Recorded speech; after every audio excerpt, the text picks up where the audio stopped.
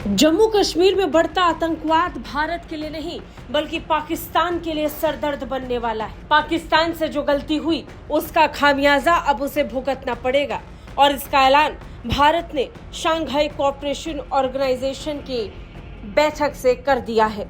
Shanghai cooperation organisation में भारत के विदेश मंत्री डॉक्टर जयशंकर ने भारत का प्रतिनिधित्व किया और इसके साथ ही जयशंकर ने प्रधानमंत्री नरेंद्र मोदी का मैसेज शंघाई कोऑपरेशन ऑर्गेनाइजेशन के सदस्य देशों और पूरी दुनिया तक पहुंचा दिया। एससीओ में बदलाव के साथ साथ पाकिस्तान से बढ़ते आतंकवाद को लेकर प्रधानमंत्री नरेंद्र मोदी ने बहुत स्पष्टता के साथ एससीओ को रियलिटी चेक दिया।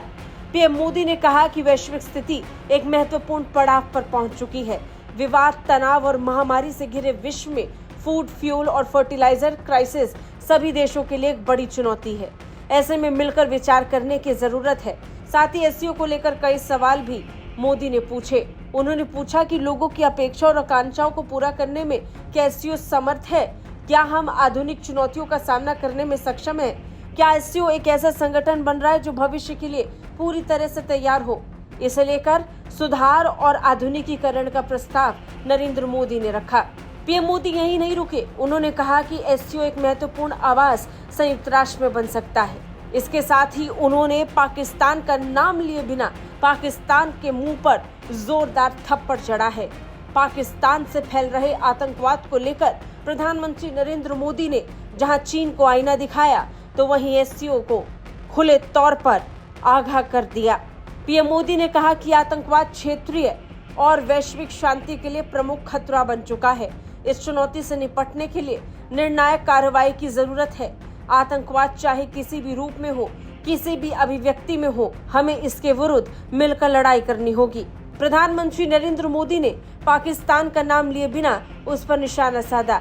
पीएम मोदी ने कहा कि कुछ देश क्रॉस बॉर्डर टेररिज्म को अपनी नीतियों के इंस्ट्रूमेंट के रूप में इस्तेमाल करते हैं, आतंकवादियों को पनाह देते हैं। एससीओ को ऐसे देशों की आलोचना में कोई संकोच नहीं करना चाहिए। ऐसे गंभीर विषय पर दोहरे मापदंड के लिए कोई स्थान नहीं होना चाहिए। टेरर फाइनेंसिंग से निपटने के लिए भी हमें आपसी सहयोग बढ़ाना चाहिए। इसमें एससीओ के आरएटीएस मैकेनिज्म की महत्वपूर्ण भूमिका रही है। हमारे देशों के युवाओं के बीच रेडिकलाइजेशन के फैलाव को रोकने के लिए भी हमें और सक्रिय रूप से कदम उठाने होंगे। पाकिस्तान को लेकर मोदी का यह संदेश शहबाज शरीफ को समझ आ रहा था।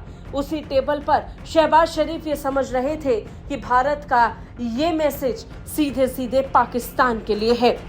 ब्यूरो रिपोर्ट, भारत तक।